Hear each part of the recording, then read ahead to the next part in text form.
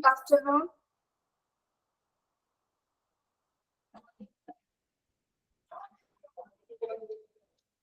Good afternoon, Miss.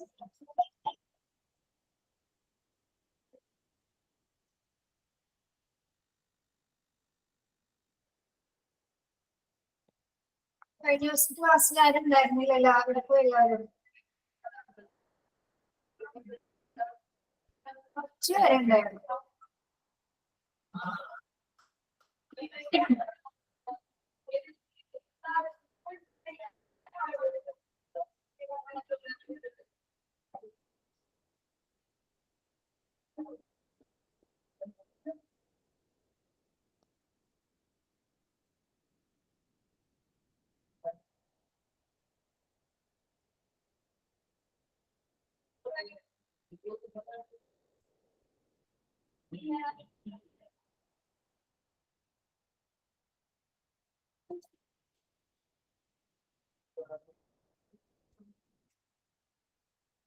Okay, നിങ്ങൾ കഴിഞ്ഞ ക്ലാസ്സിൽ എന്താ പഠിച്ചത്?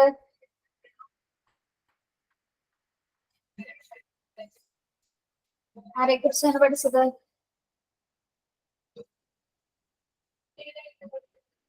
കഴിഞ്ഞ ക്ലാസ്സിൽ ഉണ്ടായ ആരുമില്ലേ? ആരും രാജു കഴിഞ്ഞ ക്ലാസ്സിൽ ഉണ്ടായല്ലോ അല്ലേ? എന്താ പഠിച്ചത് നിങ്ങള്?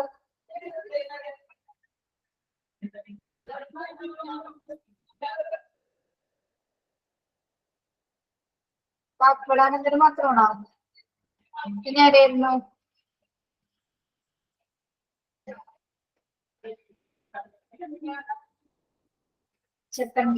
ഓക്കെ, നമ്മള് നവോത്ഥാന നായകന്മാരായ ശ്രീനാരായണ ഗുരു, അയ്യൻകാളി, ചിക്കണ്ടി സ്വാമികള്, വാഗ്ബടാനന്ദൻ, അങ്ങനെ ആ ഒരു പേര് ഇങ്ങനെ കംപ്ലീറ്റ് ചെയ്തുകൊണ്ടിരിക്കുകയാണ് അല്ലെ.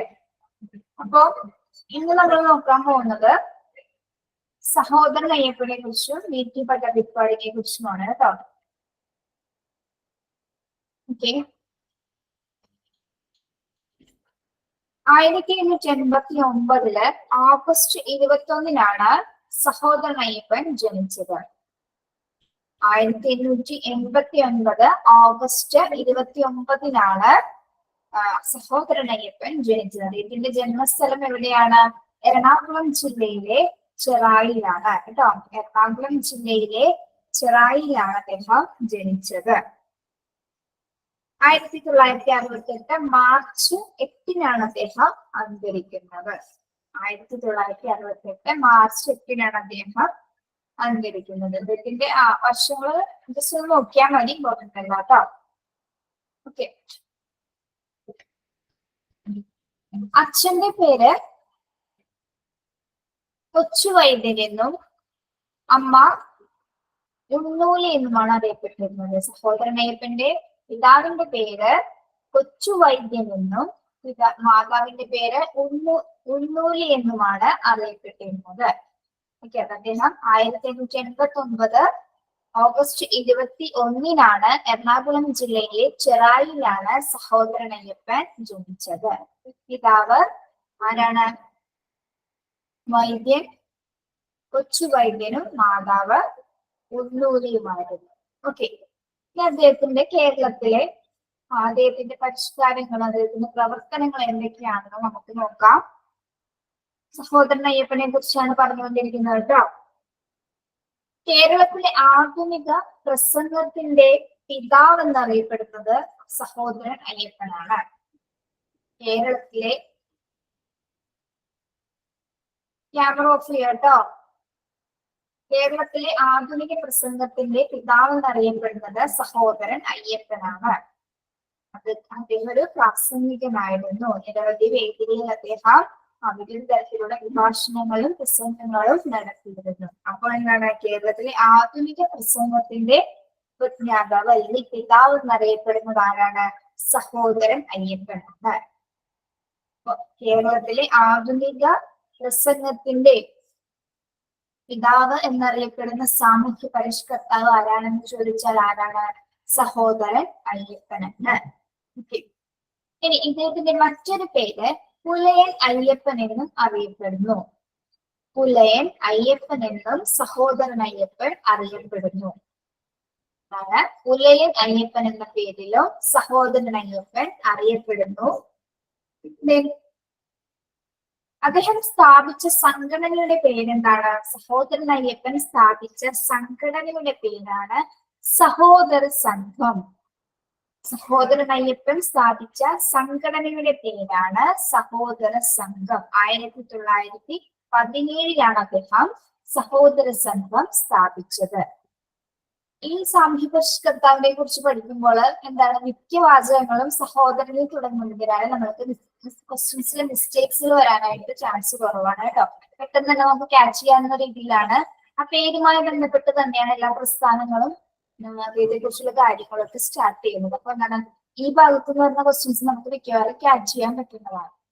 ഓക്കെ, അപ്പോ അദ്ദേഹം സ്ഥാപിച്ച സംഘടനയുടെ പേരാണ് എന്ത്?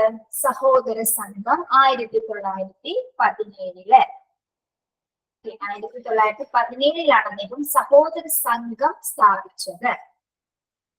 ഇനി മിശ്രഭോജനം, മിശ്രവിവാഹം വഴി ജാതി നശീകരണം നടത്തുന്നതിനായി സഹോദരൻ അയ്യപ്പൻ രൂപം കൊടുത്ത സാമുദായിക സംഘടനയാണ് എന്ത്? സഹോദര സംഘം എന്ന് പറയുന്നത്. എന്തിനു വേണ്ടിയിട്ടാണ് ഈ സഹോദര സംഘം അദ്ദേഹം സ്ഥാപിച്ചത്? എന്തിനു വേണ്ടിയിട്ടാണ്? മിശ്രഭോജനത്തിനും അതുപോലെ തന്നെ എന്താണ്, മിശ്രവിവാഹം വഴി ജാതി നശീകരണത്തിനും അതിനും വേണ്ടിയിട്ട് സാമുദായികമായി മുന്നോട്ട് വരാൻ വേണ്ടിയിട്ടാണ് അത്തരത്തിലുള്ള ഒരു സംഘടനയ്ക്ക് അദ്ദേഹം രൂപം നൽകിയത്. ആ സംഘടനയുടെ പേരാണെന്ത്? സഹോദര സംഘം. 1917 നോക്കുക.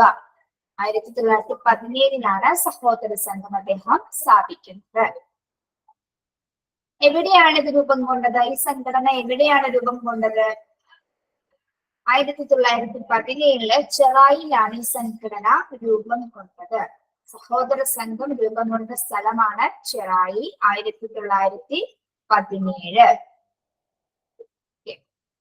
ചെറായിൽ നിന്ന് ആരെങ്കിലും ഉണ്ടോ നമ്മുടെ ഗ്രൂപ്പില്, ക്ലാസ്സിലിപ്പോ? എറണാകുളംകാരെ ആരില്ലേ?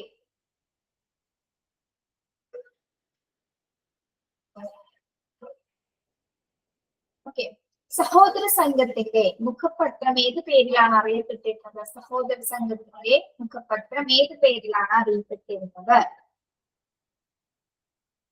സഹോദരൻ എന്ന പേരിൽ കേട്ടോ. സഹോദര സംഘത്തിന്റെ മുഖപത്രം സഹോദരൻ എന്ന പേരിലാണ് അറിയപ്പെട്ടിരുന്നത്. സഹോദരൻ എന്ന പേരിലാണ് സഹോദര സംഘത്തിന്റെ മുഖപത്രം അറിയപ്പെട്ടിരുന്നത്.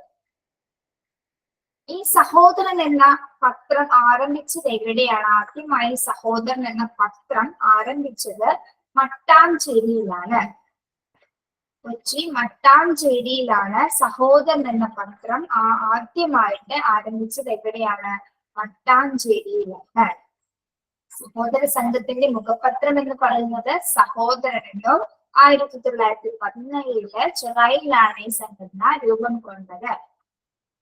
അതിന്റെ ആദ്യം ആരംഭിച്ച സ്ഥലം എവിടെയാണ്? മട്ടാഞ്ചേരിയിലാണ് സഹോദരൻ എന്ന പത്രം ആദ്യമായിട്ട് ആരംഭിച്ചത്. ഇനി ഈ മുഖപത്രത്തിനൊരു സ്പെഷ്യാലിറ്റി കൂടിയുണ്ട്.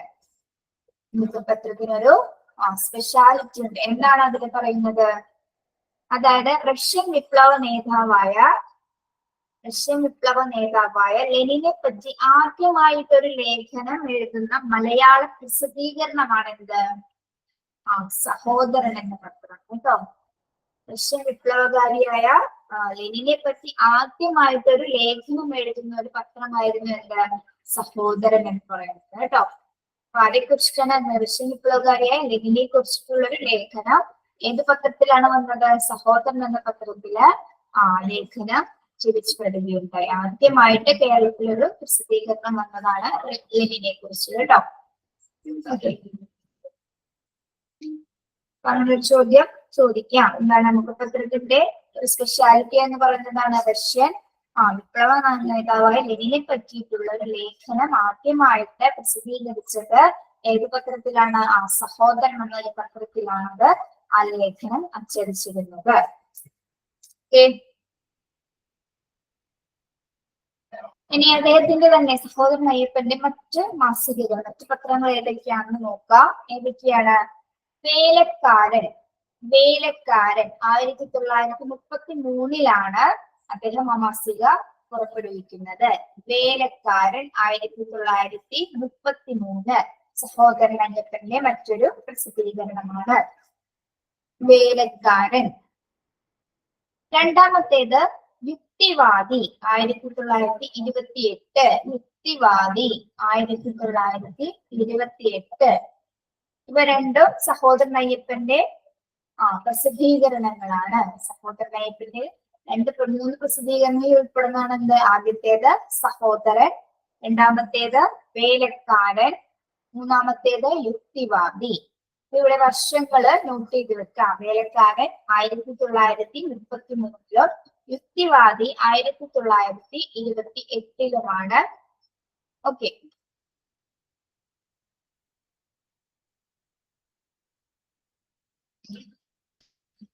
സഹോദരൻ അയ്യപ്പന്റെ പത്രത്തിന്റെ പേരെന്തായിരുന്നു?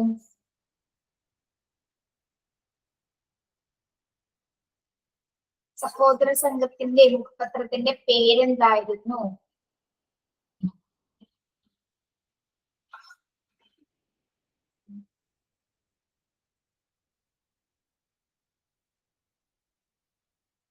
സഹോദരൻ. ഓക്കെ.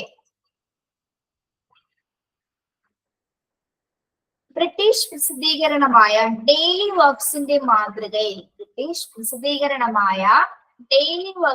മാതൃകയിൽ സഹോദരൻ അയ്യപ്പൻ പ്രസിദ്ധീകരിച്ച മാസികയാണെന്ത്? വേലക്കാരൻ എന്നറിയപ്പെടുന്നത്. ആണ് പറയുന്നത് ബ്രിട്ടീഷ് പ്രസിദ്ധീകരണമായ ഡെയിലി വർക്ക്സ്.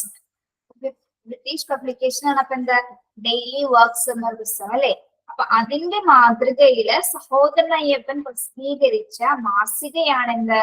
വേലക്കാരൻ 1933. ഓക്കെ.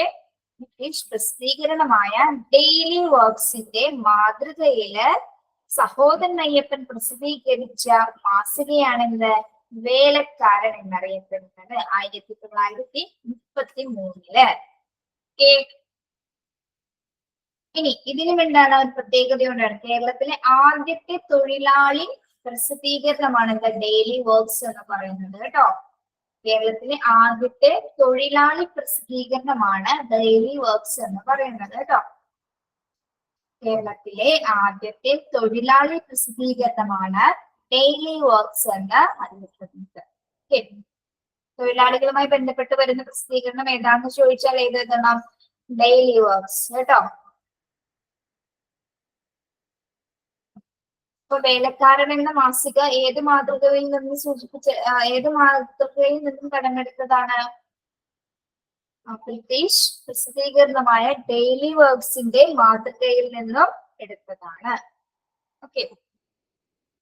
ഇനി സഹോദരൻ അയ്യപ്പന്റെ ഏറ്റവും പ്രസിദ്ധമായ ഒരു സംഭവമാണ് എന്താ? മിശ്രഭോജനം. വളരെ വളരെ ഇമ്പോർട്ടന്റ് ആണ് മിശ്രഭോജനം.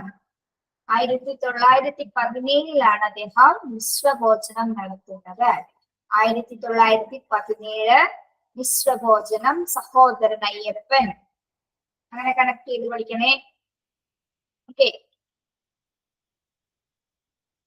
അപ്പോ നമ്മൾ പറഞ്ഞു സഹോദരൻ അയ്യപ്പന് പുലയ രാജൻ അല്ലെങ്കിൽ പുലയ അയ്യപ്പൻ എന്ന പേരും ഒരു വിശേഷണം കൂടി ഉണ്ടായിരുന്നു. എന്തുകൊണ്ടാണ് അദ്ദേഹത്തിന് അങ്ങനെ ഒരു പേര് വരാനുള്ള കാരണം? ഈ മിശ്രഭോജനം നടത്തിയതിനാലാണ് അദ്ദേഹത്തിന് പുലയ അയ്യപ്പൻ എന്ന പേര് വരാനും കാരണം. അപ്പൊ എന്തായിരിക്കാം മിശ്രഭോജനം എന്ന് പറയുന്നത്? എന്തായിരിക്കാം മിശ്രഭോജനം എന്ന് പറയുന്നത്? 1917 മെയ് 29 ചിറായിൽ വെച്ച് ഈഴവരെയും പുലയരെയും ഒന്നിച്ചിരുത്തി മിശ്രഭോജനം നടത്തി. എന്താണ് പറയുന്നത്? 1917 എവിടെ വെച്ചിട്ട്? മെയ് 29 എറണാകുളം ജില്ലയിലെ ചിറായിൽ വെച്ചിട്ടാണ് അദ്ദേഹം ഈഴവരെയും പുലയരെയും ഒരുമിച്ചിരുത്തിക്കൊണ്ട് മിശ്രഭോജനം നടത്തി. ഇതേ തുടർന്നാണ് അദ്ദേഹത്തിന് പുലയൻ അയ്യപ്പൻ എന്ന പേര് വരാനുള്ള കാരണമായത്. മിശ്രഭോജനം നടത്തിയതിനാലാണ് സഹോദരൻ അയ്യപ്പന് എന്ത് പേരിന്റെ വിശേഷണം വരാൻ സാധിച്ചത്? പുലയ അയ്യപ്പൻ എന്ന പേരിലും അദ്ദേഹം അറിയപ്പെടാൻ തുടങ്ങിയത്. ഓക്കെ, 1917 മെയ് 29 എന്ത് മിശ്രഭോജനം നടക്കുന്നത്. അത് ഇമ്പോർട്ടന്റ് ആണ്, നോട്ട് ചെയ്യുക കേട്ടോ. മിശ്രഭോജനം 1917 ഓഗസ്റ്റ് 29. അതാണ് അതിന്റെ നേതൃത്വം കൊടുത്തത് സഹോദരൻ അയ്യപ്പനാണ്. ഈഴവരെയും പുലയരെയും ഒന്നിച്ചിരുത്തിക്കൊണ്ടാണ് അദ്ദേഹം മിശ്രഭോജനം നടത്തിയത്. ഓക്കെ, അപ്പൊ പ്രീതി ഭോജനം ആരാണ് കൊടുത്തത്? പ്രീതി ഭോജനം ആരുടെയാണ് നമ്മൾ പഠിച്ചത്?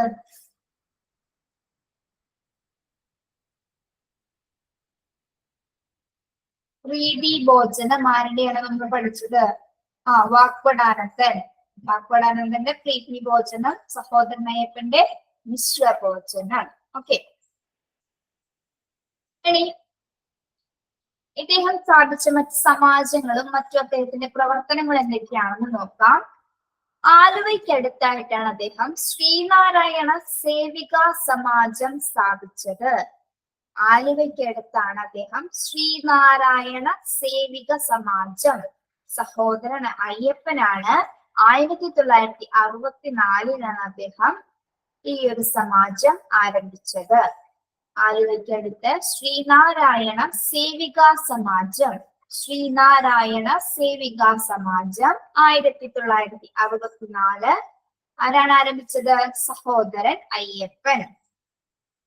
ഓക്കെ, ശ്രീനാരായണ സേവിക സമാജം 1964 സഹോദരൻ അയ്യപ്പൻ ആരംഭിച്ചു.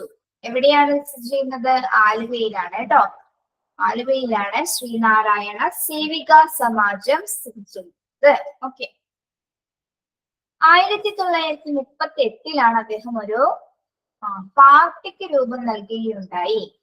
സഹോദരൻ അയ്യപ്പൻ ഒരു പാർട്ടി രൂപീകരിക്കുകയുണ്ടായി. ഏത് വർഷത്തിലാണ് പാർട്ടി രൂപീകരിച്ചത്? 1938 അദ്ദേഹം ഒരു പാർട്ടിക്ക് രൂപം നൽകുകയുണ്ടായി. ആ പാർട്ടിയുടെ പേരാണെന്ത്? Socialist party. സോഷ്യലിസ്റ്റ് പാർട്ടിക്ക് അദ്ദേഹം രൂപം കൊടുക്കുകയുണ്ടായി. 1938 അദ്ദേഹം ഒരു രാഷ്ട്രീയ പാർട്ടി ഉണ്ടാക്കിയെടുത്തത്. 1938 അദ്ദേഹം ഒരു രാഷ്ട്രീയ സോഷ്യലിസ്റ്റ് പാർട്ടി അദ്ദേഹം ഉണ്ടാക്കിയെടുത്തു. വർഷം ഓർത്തു വയ്ക്കുക, 1938. മിശ്രഭോജനം നടന്നത് 1917 August 29.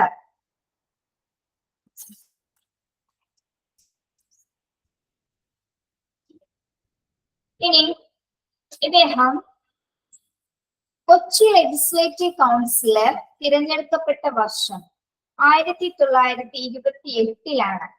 Sahodaran Ayyappan Kochi legislative council അംഗമായിരുന്നു അല്ലെ. അപ്പൊ ഏത് വർഷമാണ് അദ്ദേഹം തിരഞ്ഞെടുക്കപ്പെട്ടത്?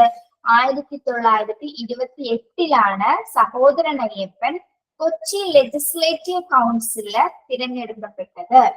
1928 കൊച്ചി ലെജിസ്ലേറ്റീവ് കൗൺസിലേക്ക് സഹോദരൻ അയ്യപ്പൻ തിരഞ്ഞെടുക്കപ്പെട്ടത്. ഓക്കെ അല്ലേ? ഏത് വർഷമാണ് അദ്ദേഹം കൊച്ചി ലെജിസ്ലേറ്റീവ് കൗൺസിലിൽ തിരഞ്ഞെടുക്കപ്പെട്ടത്? ഏത് വർഷമാണ്? 1928 അദ്ദേഹം കൊച്ചി ലെജിസ്ലേറ്റീവ് കൗൺസിലിലേക്ക് തിരഞ്ഞെടുക്കപ്പെട്ടത്.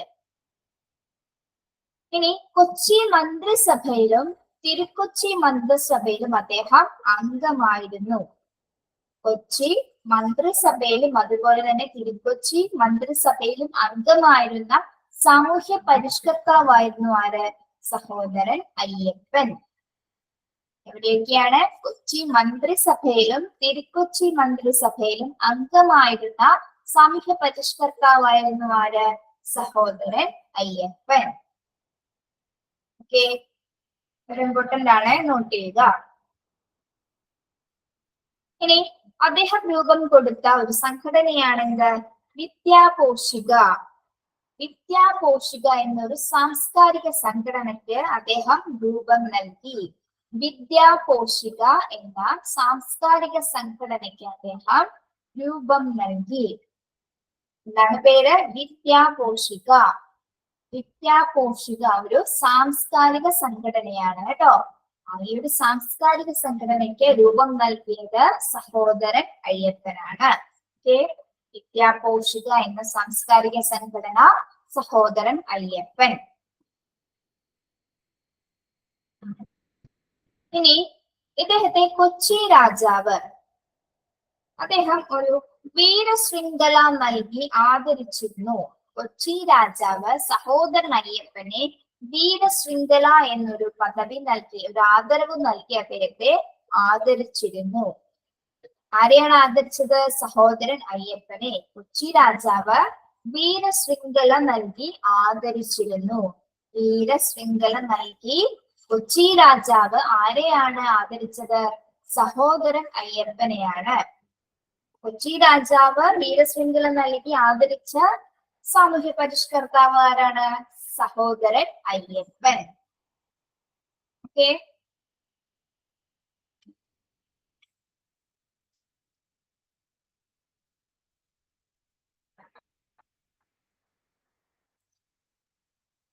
ഏത് വർഷമാണ് അദ്ദേഹം ഒരു സോഷ്യലിസ്റ്റ് പാർട്ടി രൂപീകരിച്ചത്? ഏത് വർഷമാണ് സഹോദരൻ അയ്യപ്പൻ ഒരു പാർട്ടി രൂപീകരിച്ചത്?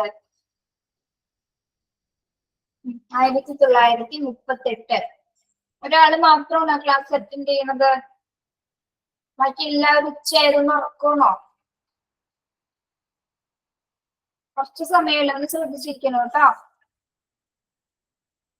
ഓക്കെ. മിശ്രഭോജനം നടത്തിയത് ഏത് വർഷമാണ്? മിശ്രഭോജനം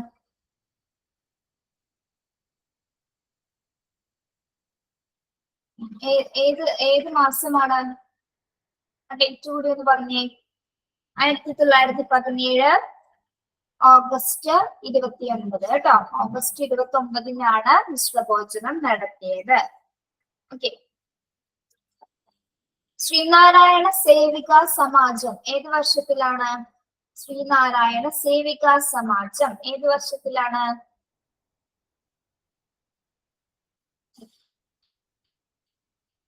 ഇതെവിടെയാണ്?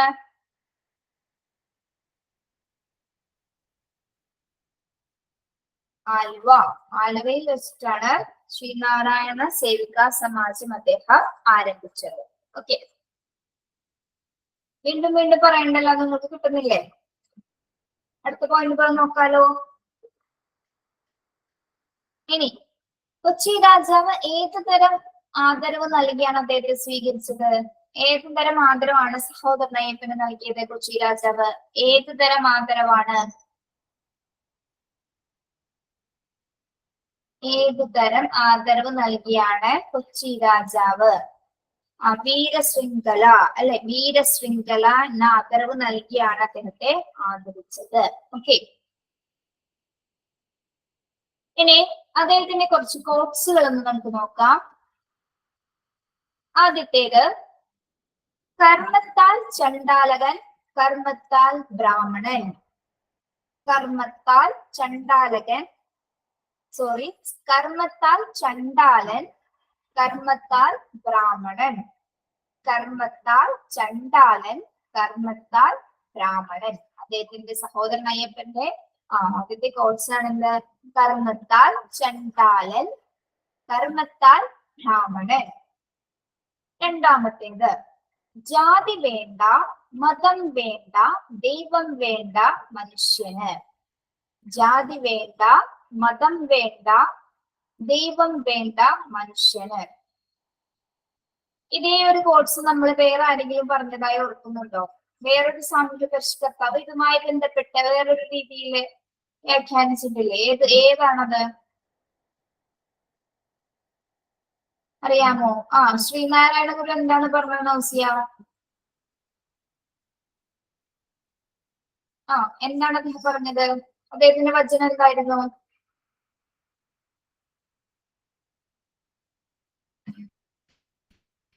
ഒരു ജാതി, ഒരു മതം, ഒരു ദൈവം, മനുഷ്യന് അല്ലെ? അതും ഇതും ഏകദേശം ഒരു കണക്ട് ചെയ്ത് എടുക്കണതല്ലേ? ആ ഒരു ജാതി, ഒരു മതം, ഒരു ദൈവം, മനുഷ്യന്. സഹോദരൻ അയ്യപ്പൻ എന്താണ് പറഞ്ഞത്? ജാതി വേണ്ട, മതം വേണ്ട, ദൈവം വേണ്ട, മനുഷ്യന്. അല്ലെ? ജാതി, മതം ഒന്നും ദൈവം ഒന്നും ആർക്ക് വേണ്ടെന്ന് പറയുന്നത് അദ്ദേഹം. ആ മനുഷ്യർക്ക് അതൊന്നും വേണ്ടെന്ന് പറയുന്നത് അല്ലെ? ഓക്കെ. ഇനി ഇദ്ദേഹത്തിന്റെ പ്രവർത്തനങ്ങൾ എന്താണ്? കൂടുതലും കൊച്ചി കേന്ദ്രീകരിച്ചത് കൊണ്ടതായിരുന്നു അല്ലെ? അതിനാൽ തന്നെ എന്താണ്, കൊച്ചി രാജ്യത്തും അതുപോലെ തന്നെ തിരുക്കൊച്ചി സംസ്ഥാനത്തും മന്ത്രിസ്ഥാനം വഹിച്ച സാമൂഹ്യ പരിഷ്കർത്താവായിരുന്നു ആര്? സഹോദരൻ അയ്യപ്പൻ.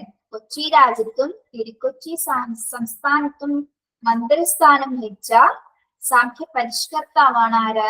സഹോദരൻ അയ്യപ്പൻ. ഇദ്ദേഹം സ്ഥാപിച്ച സ്കൂളിലാണ് ഞാൻ എന്റെ ഹയർ സെക്കൻഡറി വിദ്യാഭ്യാസം പൂർത്തീകരിച്ചത്. SMHSS കേട്ടിട്ടുണ്ടോ? സ്കൂള് ചെറായി സഹോദര മെമ്മോറിയൽ ഹയർ സെക്കൻഡറി സ്കൂൾ. സ്കൂളിലാണ് ഞാൻ എന്റെ +2 പഠനം പൂർത്തീകരിച്ചത്. ഇനി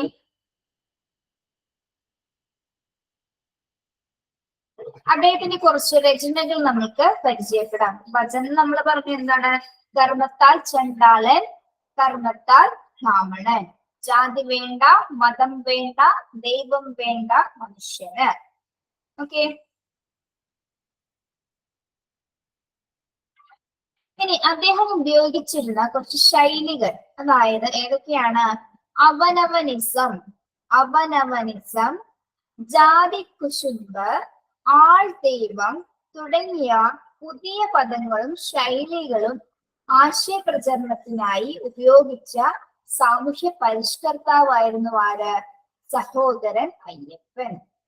ഏതൊക്കെയാണ്? അവനവനിസം, ജാതി കുശുമ്പ്, ആൾ ദൈവം തുടങ്ങിയ പുതിയ പദങ്ങളും ശൈലികളും ആശയ പ്രചാരണത്തിനായിട്ട് ഇദ്ദേഹം ഉപയോഗിച്ചിരുന്നു എന്നാണ് പറയപ്പെടുന്നത്.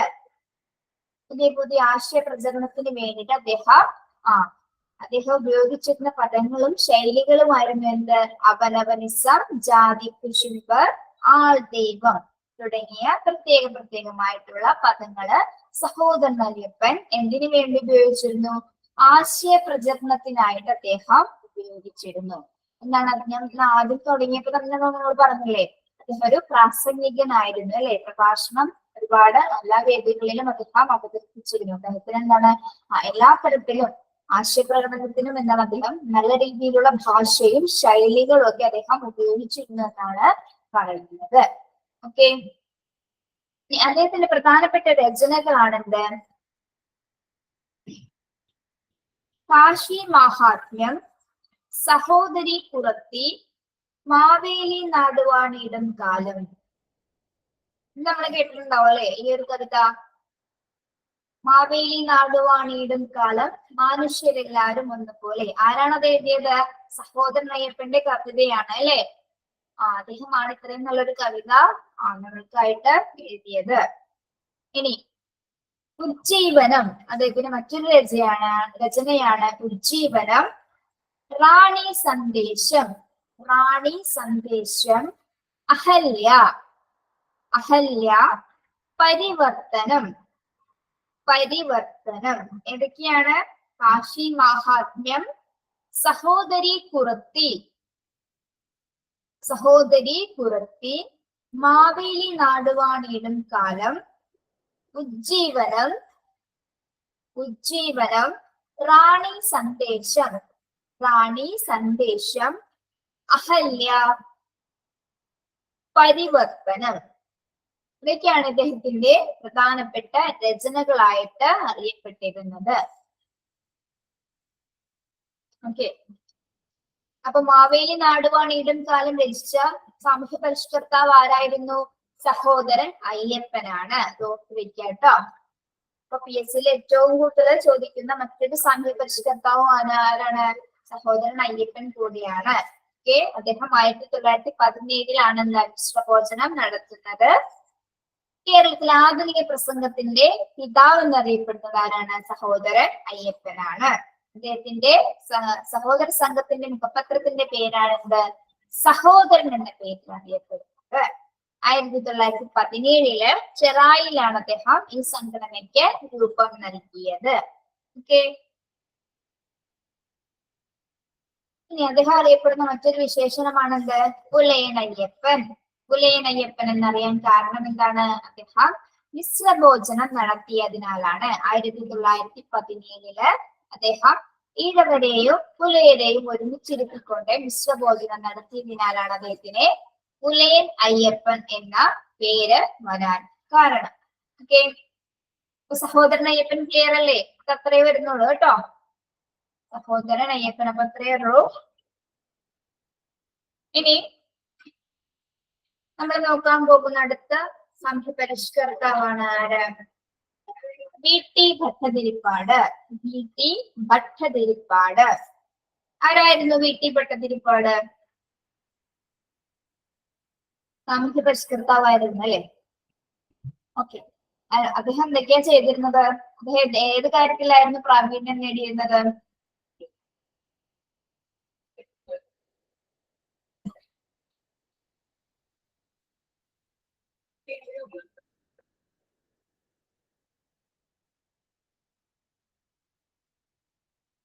അറിയില്ല.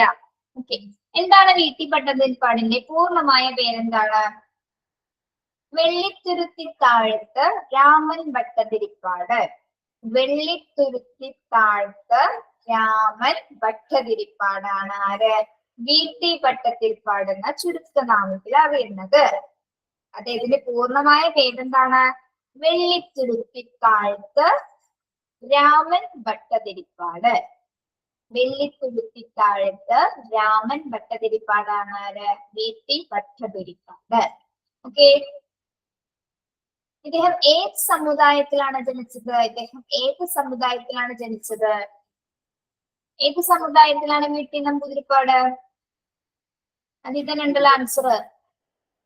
ക്വസ്റ്റ്യനിൽ തന്നെ ഉണ്ടല്ലോ ആൻസർ. ഓക്കെ, നമ്പൂതിരി സമുദായത്തില് ആണ് അദ്ദേഹം ജനിച്ചത് അല്ലെ? നമ്പൂതിരി ആയിരുന്നു ആര്? VT. ഓക്കെ, നമ്പൂതിരി സമുദായത്തിലെ അനാചാരങ്ങൾക്കെതിരെ പോരാടിയ പരിഷ്കർത്താവാണ് ആര്? VT ഭട്ടതിരിപ്പാട്. തന്റെ സമുദായത്തിൽ തന്നെ എന്താണ് അനാചാരങ്ങൾ ഉണ്ടെന്ന് അദ്ദേഹം ബാല്യകാലം മുതലേ മനസ്സിലാക്കി അല്ലെ? അപ്പൊ അതിൽ നിന്ന് എന്താണ് മോചനം വേണമെന്ന് ആത്മാർത്ഥമായിട്ട് ആഗ്രഹിച്ചും അതിനുവേണ്ടി പോരാടിയ പരിഷ്കർത്താവായിരുന്നു ആര്? VT ഭട്ടതിരിപ്പാട് അല്ലെ? നമ്മൾ പഠിച്ച ഓരോ സാമൂഹ്യ പരിഷ്കർത്താക്കൾക്കും എന്താണ് അവരുടേതായ ഒരു ലക്ഷ്യങ്ങളും ഓരോരോ എന്താണ് ആശയങ്ങളുണ്ടല്ലേ? എല്ലാരും ഒന്നിൽ നിന്നും വ്യത്യസ്തമാണ്. ഇദ്ദേഹം എന്താണ്? അദ്ദേഹത്തിന്റെ സമുദായത്തിൽ നിന്നുള്ള അനാചാരങ്ങൾക്കെതിരെയായിട്ടാണ് ഇദ്ദേഹം പോരാടിയത് അല്ലെ? ഓരോ നവോത്ഥാന നായകന്മാർക്കും ഓരോരോ ലക്ഷ്യങ്ങളും കർത്തവ്യങ്ങളും ഇവിടെ നമ്മൾ പഠിച്ചു വരുന്നു. ഓക്കെ, നമ്പൂതിരി സമുദായത്തിലെ അനാചാരങ്ങൾക്കെതിരെ പോരാടിയ നവോത്ഥാന നായകനാണ് VT ഭട്ടതിരിപ്പാട്. ഓക്കെ, 17-ാം വയസ്സിനു ശേഷം വിദ്യാഭ്യാസം നേടാൻ ആരംഭിച്ച സാമൂഹ്യ പരിഷ്കർത്താവാണ് ആര്? VT ഭട്ടതിരിപ്പാട്. 17-ാം വയസ്സിനു ശേഷം വിദ്യാഭ്യാസം നേടാനായിട്ട് ആഗ്രഹിച്ച സാമൂഹ്യ പരിഷ്കർത്താവാണ് ആര്? VT ഭട്ടതിരിപ്പാട്. ഏതെല്ലാം പരിഷ്കരണങ്ങളാണ് അദ്ദേഹം നടത്തിയത്? കുടുംബ മുറിക്കൽ, അന്തർജനങ്ങളുടെ വേഷപരിഷ്കരണം. കുടുംബ മുറിക്കല്, അതുപോലെ തന്നെ അന്തർജനങ്ങളുടെ വേഷപരിഷ്കരണം. അന്നത്തെ കാലത്ത് അന്തർജനങ്ങളുടെ വേഷപരിഷ്കരണം എങ്ങനെയായിരുന്നു നിങ്ങൾക്ക് അറിയാലോ? എങ്ങനെയായിരുന്നു വേഷം എന്ന് നിങ്ങൾക്ക് അറിയാലോ? അപ്പൊ അതൊക്കെ പരിഷ്കരിച്ചത് ആരാണ്? VT ഭട്ടതിരിപ്പാടാണ് അല്ലെ? കുടുംബ മുറിക്കൽ അതുപോലെ തന്നെ അന്തർജനങ്ങളുടെ വേഷപരിഷ്കരണത്തിനൊക്കെ മാറ്റം കൊണ്ടുവന്നത് ആരാണ്? VT ഭട്ടതിരിപ്പാടാണ്. ഇദ്ദേഹം എന്താണ്? മിശ്രഭോജനത്തിനും നേതൃത്വം നൽകിയിട്ടുണ്ട്. മിശ്രഭോജനം തുടങ്ങിയ അതുപോലെ തന്നെ മറ്റു സാമൂഹ്യ പരിഷ്കരണങ്ങൾക്കും അദ്ദേഹം നേതൃത്വം നൽകിയിട്ടുണ്ട്. മിശ്രഭോജനത്തിനും അതുപോലെ തന്നെ എന്താണ് മറ്റു സാമൂഹ്യ പരിഷ്കരണങ്ങൾക്കും അദ്ദേഹം നേതൃത്വം നൽകിയിട്ടുണ്ട്. ആദ്യമായിട്ടുള്ള നമ്പൂതിരി മിശ്ര വിവാഹത്തിന് അദ്ദേഹം നേതൃത്വം നൽകി. ആദ്യം നമ്പൂതിരി മിശ്ര വിവാഹത്തിന് ആരാണ് നേതൃത്വം നൽകിയത്? VT ഭട്ടതിരിപ്പാട്. നമ്പൂതിരി എന്നൊരു ഭാഗം കേൾക്കുമ്പോൾ തന്നെ നമുക്ക് മനസ്സിലാവും അത് VT ആണ് ഉദ്ദേശിക്കുന്നത് അല്ലെ. ആദ്യം നമ്പൂതിരി മിശ്ര വിവാഹത്തിന് നേതൃത്വം നൽകിയ വ്യക്തിയാണ് ആരാ? VT ഭട്ടതിരിപ്പാട്. ഓക്കെ. നമ്പൂതിരി സമുദായത്തില് അദ്ദേഹം ആദ്യം തന്നെ ചെയ്തത് എന്താണ്? വിധവാ വിവാഹമാണ് നടത്തിയത്. വിധവാ വിവാഹം. നമ്പൂതിരി സമുദായത്തിലെ ആദ്യ വിധവാ വിവാഹത്തിന് കാർമ്മികത്വം വഹിച്ചു. നമ്പൂതിരി സമുദായത്തിലെ ആദ്യ വിധവാ വിവാഹത്തിന് അദ്ദേഹം കാർമ്മികത്വം വഹിച്ചു. വിധവയായ തന്റെ ഭാര്യ സഹോദരിയെയാണ് അദ്ദേഹം ആർക്ക് വിവാഹം ചെയ്തു കൊടുത്തത്? വിധവയായ തന്റെ ഭാര്യ സഹോദരിയെ ആർക്കാണ് വിവാഹം ചെയ്തു കൊടുത്തത്? MRBക്കാണ് വിവാഹം ചെയ്തു കൊടുത്തത്. അദ്ദേഹത്തിന്റെ ഭാര്യ സഹോദരിയുടെ പേരെന്താണ്? ഉമാ അന്തർജനം. ഉമാ അന്തർജനത്തിനെ MRBയെ കൊണ്ട് വിവാഹം കഴിപ്പിച്ചു. MRB ആരാണ്? MR ഭട്ടതിരിപ്പാട് കേട്ടോ. MR ഭട്ടതിരിപ്പാടിനെയാണ് MRB എന്നവിടെ സൂചിപ്പിക്കുന്നത്. അദ്ദേഹം VT ഭട്ടതിരിപ്പാടിന്റെ ഭാര്യ സഹോദരിയായ, അതായത് വിധവയായ ഭാര്യ സഹോദരിയായ ഉമാ അന്തർജനത്തിനെ വിവാഹം കഴിക്കുകയുണ്ടായി. MRB ആണ് ഉമാ അന്തർജനത്തിനെ വിവാഹം കഴിച്ചത്. വിധവാ വിവാഹം കഴിച്ചതപ്പോ ഉമാ അന്തർജനവും ആരുമാണ്? MRBയുമാണ്. MR ഭട്ടതിരിപ്പാടുമാണ്. ഇനി വളരെ വളരെ ഇമ്പോർട്ടന്റ് ആയ ഒരു ഭാഗമാണ് എന്ത്? യോഗക്ഷേമ സഭ. ആരാണ് കൊണ്ടുവന്നത് യോഗക്ഷേമ സഭ? നമ്പൂതിരി അല്ലെ. VT നമ്പൂതിരിപ്പാടാണ് യോഗക്ഷേമ സഭ കൊണ്ടുവന്നത്. യോഗക്ഷേമ സഭയുടെ പ്രധാന പ്രവർത്തകനായിരുന്നു, സ്ഥാപകനല്ല, പ്രധാന പ്രവർത്തകനായിരുന്നു ആര്? VT ഭട്ടതിരിപ്പാട്. അദ്ദേഹത്തിന്റെ എല്ലാ പ്രവർത്തനങ്ങളും എന്തുമായി കേന്ദ്രീകരിച്ചുകൊണ്ടുള്ളതായിരുന്നു? യോഗക്ഷേമ സഭയുമായി ബന്ധപ്പെട്ടുകൊണ്ടായിരുന്നു അദ്ദേഹത്തിന്റെ പ്രവർത്തനങ്ങൾ അദ്ദേഹം കാഴ്ചവെച്ചിരുന്നത്. യോഗക്ഷേമ സഭ VT ഭട്ടതിരിപ്പാട്. 1908 ആലുവയിലാണിത് രൂപം കൊണ്ടത്. യോഗക്ഷേമ സഭ 1908 ആലുവയിലാണ് ജനുവരി 31 യോഗക്ഷേമ സഭ രൂപം കൊണ്ടത്. എന്തായിരുന്നു യോഗക്ഷേമ സഭയുടെ മുദ്രാവാക്യം? എന്തായിരുന്നു യോഗക്ഷേമ സഭയുടെ മുദ്രാവാക്യം? Make Nambudiri a human being. Make Nambudiri a human being. അതായത് എന്താണ്? നമ്പൂതിരിയെ മനുഷ്യനാക്കുക അല്ലെ. നമ്പൂതിരിയെ മനുഷ്യനാക്കുക എന്നാണ് എന്തിന്റെ വാർത്തവാക്യം? യോഗക്ഷേമ സഭയുടെ ആപ്തവാക്യം അല്ലെങ്കിൽ മുദ്രാവാക്യം എന്ന് പറയുന്നത് എന്താണ്? നമ്പൂതിരിയെ മനുഷ്യനാക്കുക എന്നുള്ളതാണ്. ഓർത്ത് വെക്കുക, ഇമ്പോർട്ടന്റ് ആണ്. യോഗക്ഷേമ സഭയുടെ ആദ്യ അധ്യക്ഷ പദം അലങ്കരിച്ചിരുന്നത് ആരായിരുന്നു? ദേശമംഗലം ശങ്കരൻ നമ്പൂതിരിയാണ്. യോഗക്ഷേമ സഭയുടെ ആദ്യ അധ്യക്ഷനായിരുന്നു ദേശമംഗലം ശങ്കരൻ നമ്പൂതിരി. ദേശമംഗലം ശങ്കരൻ നമ്പൂതിരിയാണ് യോഗക്ഷേമ സഭയുടെ ആദ്യ അധ്യക്ഷൻ. ദേശമംഗലം ശങ്കരൻ നമ്പൂതിരി. അടുത്തത് PSC ഒരുപാട് തവണ ചോദിച്ച ഒരു ചോദ്യമാണ്. യോഗക്ഷേമ സഭയുടെ മുഖപത്രം മംഗളോദയം. ഒരു പ്രീവിയസ് ക്വസ്റ്റ്യൻ ആണ്. എന്താണ് യോഗക്ഷേമ സഭയുടെ മുഖപത്രം? മംഗളോദയം. യോഗക്ഷേമ സഭയുടെ മുഖപത്രം മംഗളോദയം.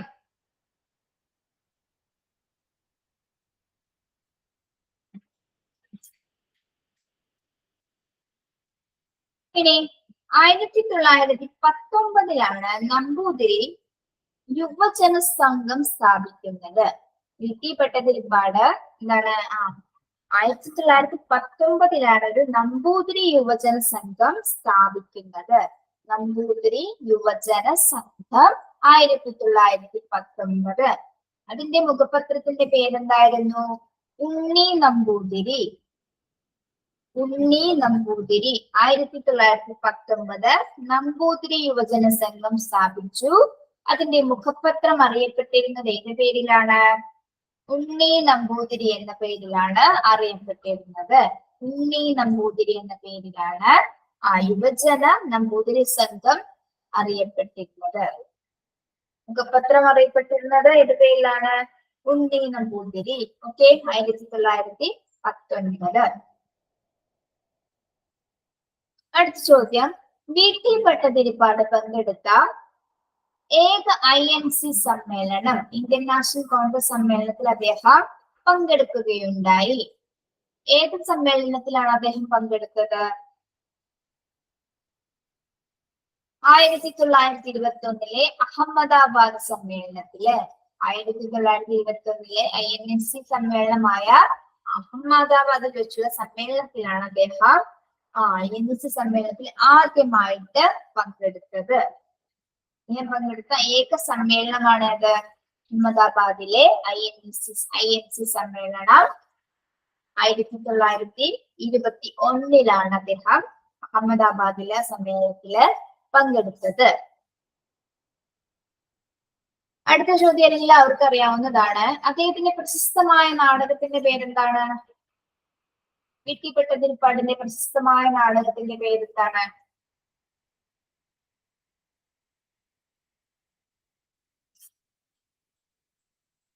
അതറിയില്ല? Very good Surabhi. അടുക്കളയിൽ നിന്നും അരങ്ങത്തേക്ക് അല്ലേ? അടുക്കളയിൽ നിന്നും അരങ്ങത്തേക്കാണ് വി.ടിയുടെ പ്രശസ്തമായ നാടകം. അടുക്കളയിൽ നിന്ന് അരങ്ങത്തേക്ക്. അത് ആദ്യമായിട്ട് എവിടെയാണ് അവതരിപ്പിച്ചത്? 1929 ഇടക്കുന്നി എന്ന സ്ഥലത്താണ്. ഇടക്കുന്നി എന്ന സ്ഥലത്താണ് അടുക്കളയിൽ നിന്ന് അരങ്ങത്തേക്ക് എന്ന നാടകം ആദ്യമായിട്ട് അവതരിപ്പിച്ചത്. 1929 ഈ നാടകം ആദ്യമായിട്ട് ഇടക്കുന്നി എന്ന പ്ലേസിലാണ് ആദ്യമായിട്ട് അവതരിപ്പിച്ചത്. ഓക്കെ,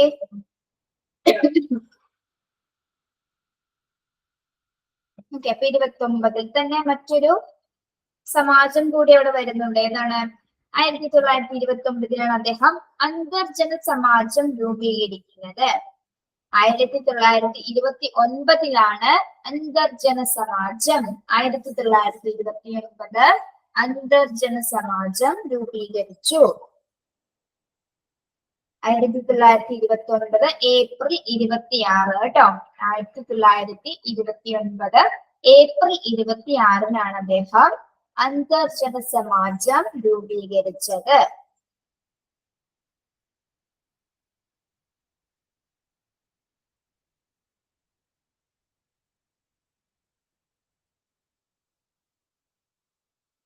ഇനി 1931 അദ്ദേഹം ഒരു യാചന യാത്ര നടത്തുകയുണ്ടായി.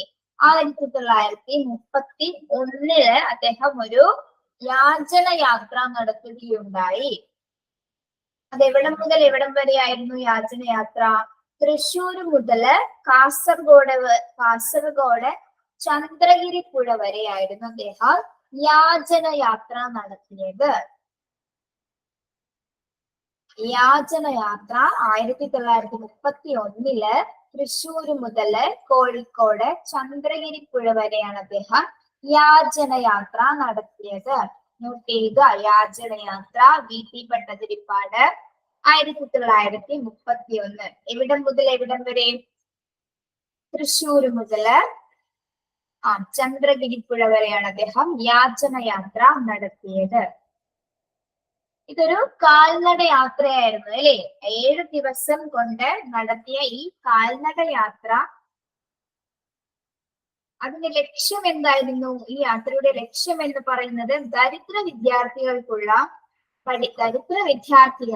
പഠിക്കാനുള്ള സാഹചര്യം ഉണ്ടാക്കുക എന്നതിന് വേണ്ടിയിട്ടാണ് അദ്ദേഹം ഒരു യാചന യാത്ര നടത്തിയത്. ഏകദേശം 7 ദിവസം കൊണ്ട് നടത്തിയ കാൽനട യാത്രയായിരുന്നു എന്ത്? യാചന യാത്ര. എന്തിനു വേണ്ടിയായിരുന്നു? അതിന്റെ ലക്ഷ്യം എന്താണ്? ദരിദ്ര വിദ്യാർത്ഥികൾക്ക് പഠിക്കാനുള്ള സാഹചര്യം ഒരുക്കുക. അതിനു വേണ്ടിയിട്ടാണ് അദ്ദേഹം യാചന യാത്ര നടത്തിയത്. ഓക്കെ, അപ്പൊ യാത്ര നടത്തിയ നവോത്ഥാന നായകനായിരുന്നു ആര്? VT ഭട്ടതിരിപ്പാട്. വിധവാ വിവാഹം VT ഭട്ടതിരിപ്പാട്. മിശ്രഭോജനം VT ഭട്ടതിരിപ്പാട്. ഓക്കെ, ഇനി മറ്ററിവുകൾ, അദ്ദേഹവുമായി ബന്ധപ്പെട്ട മറ്ററിവുകൾ എന്തൊക്കെയാണെന്ന് നോക്കാം. ബഹുമത സമൂഹം അദ്ദേഹം രൂപീകരിക്കുകയുണ്ടായി. എന്താണ് ബഹുമത സമൂഹം എന്ന് പറഞ്ഞാല്? 1935 അദ്ദേഹം വിശാലമായൊരു മാതൃക മുന്നോട്ട് വെക്കുകയുണ്ടായി. 1935 അദ്ദേഹം വിശാലമായ ഒരു മാതൃക മുന്നോട്ട് വെക്കുകയുണ്ടായി. അതായത് എല്ലാ ജാതിയിലെയും, അതായത് നാനാജാതിയിലെയും മതസ്ഥർക്ക് ഒന്നിച്ചു താമസിക്കുവാൻ വേണ്ടിയിട്ട്, എല്ലാ ജാതിക്കാരും കൂടിയിട്ട് ഒന്നിച്ചു താമസിക്കുവാൻ വേണ്ടിയിട്ട് ഒരു സ്ഥലം അദ്ദേഹം ഉദ്ദേശിച്ചിരുന്നു. അത് ബഹുമുഖ സമൂഹം എന്ന് വെച്ചാൽ എന്താണ്? എല്ലാവരും, എല്ലാ ജാതി മതസ്ഥരും അതിൽ ഉൾപ്പെടുന്നു. അപ്പൊ അതിനു വേണ്ടിയിട്ടുള്ള ഒരു ആശയമായിരുന്നു അദ്ദേഹം മുന്നോട്ട് വെച്ചത്. എന്ത്? ബഹുമത സമൂഹം. ബഹുമത സമൂഹം എന്ന് പറഞ്ഞാൽ എന്താണ്? എല്ലാ ജാതിക്കാരെയും കോർത്തി നിർത്തിക്കൊണ്ടുള്ള ഒരു പ്രദേശം രൂപീകരിക്കുക എന്നതായിരുന്നു അദ്ദേഹത്തിന്റെ ലക്ഷ്യം. അപ്പോ ഇതിനെ കൊടിമുണ്ട കോളനി എന്നാണ് ഇത് അറിയപ്പെട്ടിരുന്നത്. കൊടിമുണ്ട കോളനി എന്ന പേരിലാണ് ഇത് അറിയപ്പെട്ടിരുന്നത്. ഈ ബഹുമത സമൂഹം അറിയപ്പെട്ടിരുന്നത് ഏത് പേരിലാണ്? കൊടിമുണ്ട കോളനി.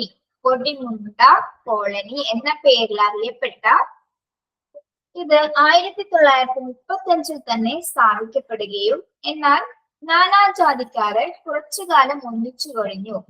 പക്ഷെ എന്താണ് സംഭവിച്ചത്? VT ഭട്ടതിരിപ്പാടിന് ഇതിൽ നിന്ന് എന്താണ്? കടുത്ത സാമ്പത്തിക ബാധ്യതയാണ് ഉണ്ടായത്.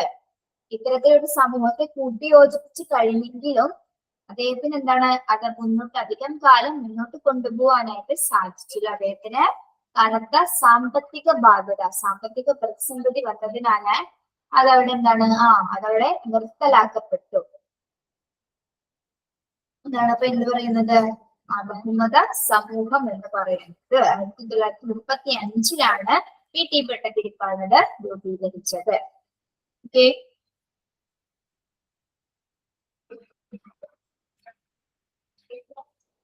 ഇനി അദ്ദേഹം മറ്റൊരു സാമൂഹ്യ പരിഷ്കരണ ജാഥ നടത്തുകയുണ്ടായി. എന്തുമായി ബന്ധപ്പെട്ടാണ്? മിശ്ര വിവാഹത്തിനെ കുറിച്ചുള്ള ബോധവൽക്കരണവുമായി ബന്ധപ്പെട്ട്. ശ്രദ്ധിക്കുക, മിശ്ര വിവാഹത്തെ കുറിച്ചിട്ടുള്ള ബോധവൽക്കരണവുമായി ബന്ധപ്പെട്ട് അദ്ദേഹം 1968 കാസർഗോഡ് കാഞ്ഞങ്ങാട്ട് മുതല് ചെമ്പഴന്തി, തിരുവനന്തപുരം ചെമ്പഴന്തി വരെ സാമൂഹ്യ പരിഷ്കരണ ജാഥ നടത്തുകയുണ്ടായി. എന്തിനു വേണ്ടിയിട്ട്? മിശ്രവിവാഹത്തെ കുറിച്ചിട്ടുള്ള ബോധവൽക്കരണം ലഭിക്കുന്നതിന് വേണ്ടിയിട്ട് 1968 അദ്ദേഹം കാഞ്ഞങ്ങാട്ട് തുടങ്ങി ചെമ്പഴന്തി വരെ ഒരു സാമൂഹ്യ പരിഷ്കരണ ജാഥ നടത്തുകയുണ്ടായി. ക്ലിയർ ആണോ?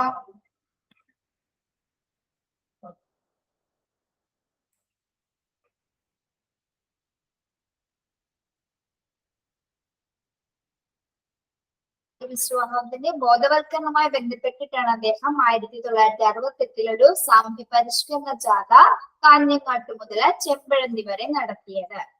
ഇനി അദ്ദേഹവുമായി ബന്ധപ്പെട്ട ഭട്ടതിരിപ്പാടുമായി ബന്ധപ്പെട്ട കോട്സുകൾ നോക്കാം.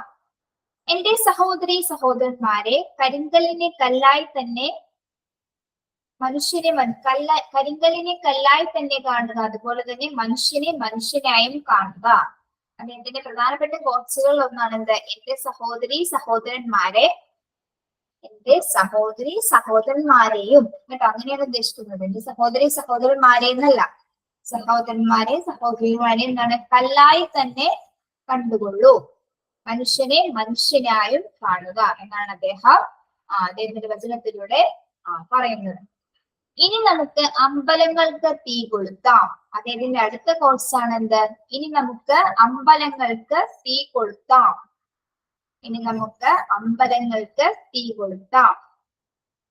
അമ്പലങ്ങൾക്ക് തീ കൊളുത്തുക എന്ന ചെറുലേഖനത്തിന്റെ കർത്താവാണ് ആര്?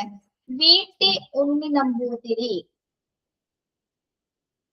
വീട്ടി ഉണ്ണി നമ്പൂതിരി അമ്പലങ്ങൾക്ക് തീ കൊളുത്തുക എന്ന ചെറുലേഖനത്തിന്റെ കർത്താവാണ് ആര്?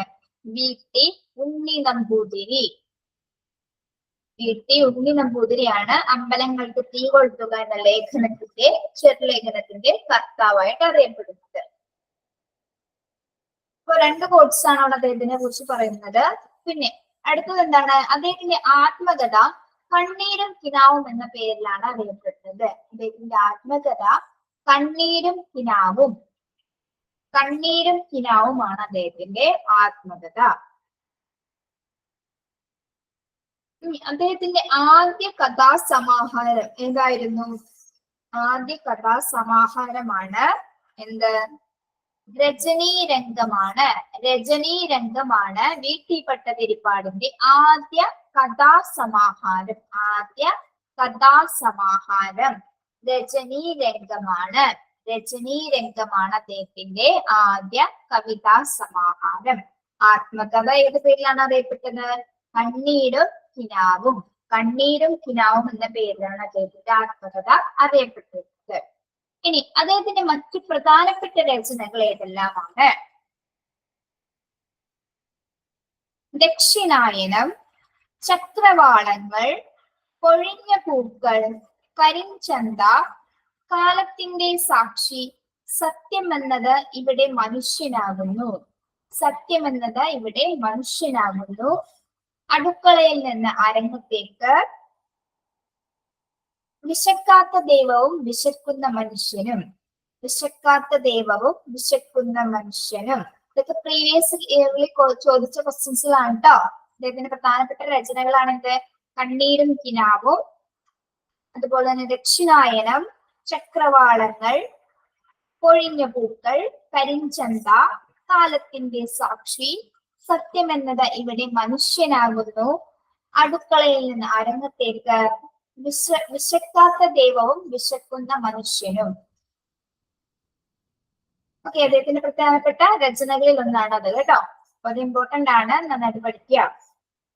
നമ്പൂതിരി സമുദായത്തിലെ അനാചാരങ്ങൾക്കെതിരെയുള്ള നാടകങ്ങൾ ഏതൊക്കെയായിരുന്നു? 3 പ്രധാനപ്പെട്ട നാടകങ്ങളാണ് അദ്ദേഹം നമ്പൂതിരി സമുദായത്തിലെ അനാചാരങ്ങൾക്ക് വേണ്ടിയിട്ട് തയ്യാറാക്കപ്പെട്ടത്. 3 പേരാണ് ആ നാടകങ്ങൾ അവിടെ തയ്യാറാക്കപ്പെട്ടത്. വീട്ടി ഭട്ടതിരിപ്പാട് മാത്രമല്ല, മറ്റു 2 ഭർത്താക്കളും കൂടി അവിടെ ഉണ്ടായിരുന്നു. അടുക്കളയിൽ നിന്ന് അരങ്ങത്തേക്ക് നാടകം എഴുതിയത് ആരാണ്? വീട്ടി ഭട്ടതിരിപ്പാടും. ഋതുമതി, ഋതുമതി എന്ന നാടകം എഴുതിയത് ആരാണ്? MP ഭട്ടതിരിപ്പാടാണ് കേട്ടോ, മാറിപ്പോകരുത്. ഋതുമതി എന്ന നാടകം എഴുതിയത് MP ഭട്ടതിരിപ്പാട്. ഋതുമതി എന്ന നാടകം എഴുതിയത് MP ഭട്ടതിരിപ്പാട്. മറക്കുടയ്ക്കുള്ളിലെ മഹാനരകം MRB ആണ് എഴുതിയത്. മറക്കുടയ്ക്കുള്ളിലെ മഹാനരകം എന്ന നാടകം MRBയുടേതാണ്, MR ഭട്ടതിരിപ്പാടിന്റേതാണ് കേട്ടോ. അപ്പോ നമ്പൂതിരി സമുദായത്തിലെ അനാചാരങ്ങൾക്കെതിരെയുള്ള നാടകത്രയങ്ങളാണ് ഈ 3 ആദ്യത്തേത് ഏതാണ്? ഒന്നാമത്തേത് അടുക്കളയിൽ നിന്ന് അരങ്ങത്തേക്ക്, വീട്ടി ഭട്ടതിരിപ്പാട്. രണ്ടാമത്തേത് ഋതുമതി. ഋതുമതി ആരാണ്? MP ഭട്ടതിരിപ്പാട്. മറക്കിടക്കുള്ളിലെ മഹാനരകം MRB. ഓക്കെ, അപ്പൊ 3 കവിത്രയങ്ങൾ, 3 നാടകത്രയങ്ങളായിരുന്നു നമ്പൂതിരി സമുദായത്തിലെ അനാചാരങ്ങൾക്കെതിരെ ഇവര് ചിട്ടപ്പെടുത്തിയിരുന്നത്. ഓക്കെ, വീട്ടി ഭട്ടതിരിപ്പാടിന്റെ പൂർണ്ണമായ പേരെന്തായിരുന്നു? എന്താണ് അദ്ദേഹത്തിന്റെ പൂർണ്ണമായ പേര്?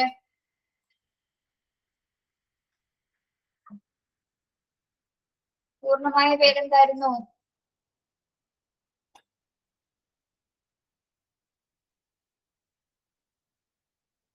വീട്ടി ഭട്ടതിരിപ്പാടിന്റെ പൂർണ്ണമായ പേരെന്തായിരുന്നു? വെള്ളിത്തുരുത്തിത്താഴത്ത് രാമൻ ഭട്ടതിരിപ്പാട്. വെള്ളിത്തുരുത്തിത്താഴത്ത് രാമൻ ഭട്ടതിരിപ്പാടാണ് ആര്? വീട്ടി ഭട്ടതിരിപ്പാട്. ഓക്കെ,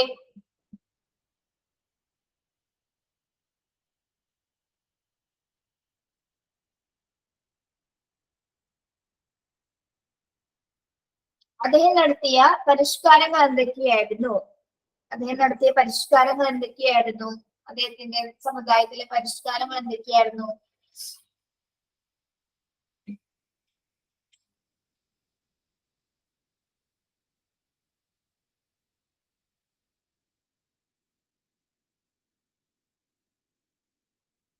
കുടുംബ മുറിക്കല്, അതുപോലെ തന്നെ അന്തർജനങ്ങളുടെ വേഷപരിഷ്കരണം, അല്ലെ? കുടുംബ മുറിക്കല്, അന്തർജനങ്ങളുടെ വേഷപരിഷ്കരണം.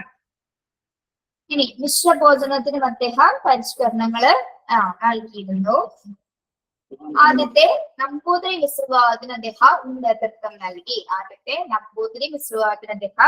നേതൃത്വം നൽകി. ഏത് വർഷമാണ് യോഗക്ഷേമ സഭ സ്ഥാപിക്കുന്നത്? ഏത് വർഷമാണ് യോഗക്ഷേമ സഭ?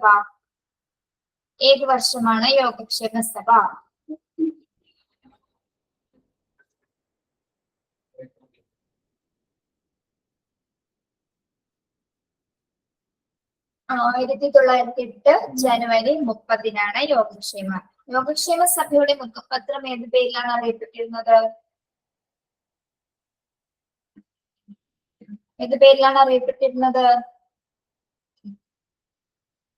യോഗക്ഷേമ സഭയുടെ മംഗളോദയം, അല്ലെ? മംഗളോദയമാണ് യോഗക്ഷേമ സഭയുടെ മുഖപത്രം. ഓക്കെ.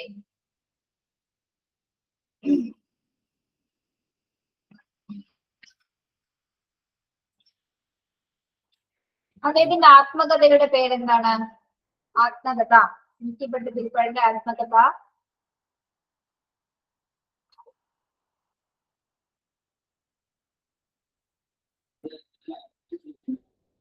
കണ്ണീരും കിനാവും.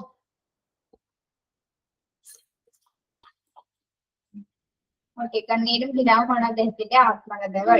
ഓക്കെ. ആദ്യത്തെ കഥാസമാഹാരം, ഇൻകിപ്പെട്ട തിരുപ്പതിന്റെ ആദ്യത്തെ കഥാസമാഹാരം ഏതായിരുന്നു? രജനി രംഗമായിരുന്നു അദ്ദേഹത്തിന്റെ ആദ്യത്തെ കഥാസമാഹാരം. ഓക്കെ.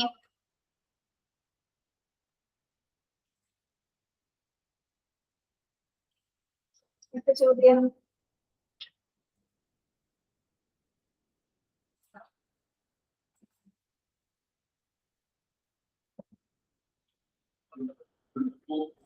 വിധവാ വിവാഹം അദ്ദേഹം ആരുമായിട്ടാണ് കഴിച്ചിരുന്നത്? വിധവാ വിവാഹം ആരുമാരും തമ്മിലായിരുന്നു വിധവാ വിവാഹം? അന്തർജനത്തിന്റെ പേരും ചെറുക്കന്റെ പേരും പറയും. ഉമാന്തർജനവും MRB കേട്ടോ. ഉമാന്തർജനവും MRBയുമായിരുന്നു. ഓക്കെ.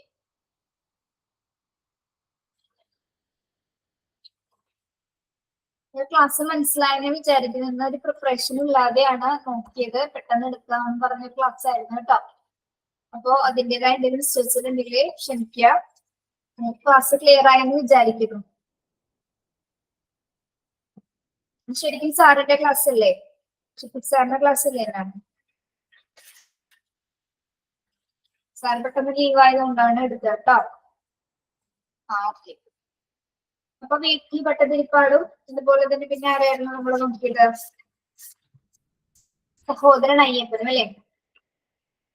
ഇത്തരം കാര്യങ്ങൾ മനസ്സിലായെന്ന് വിചാരിക്കുന്നു. ക്ലിയർ ആയിരുന്നോ?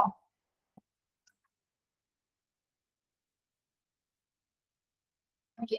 നോട്ട്സ് തന്നത് പഠിക്കാം കേട്ടോ. Okay, thank you.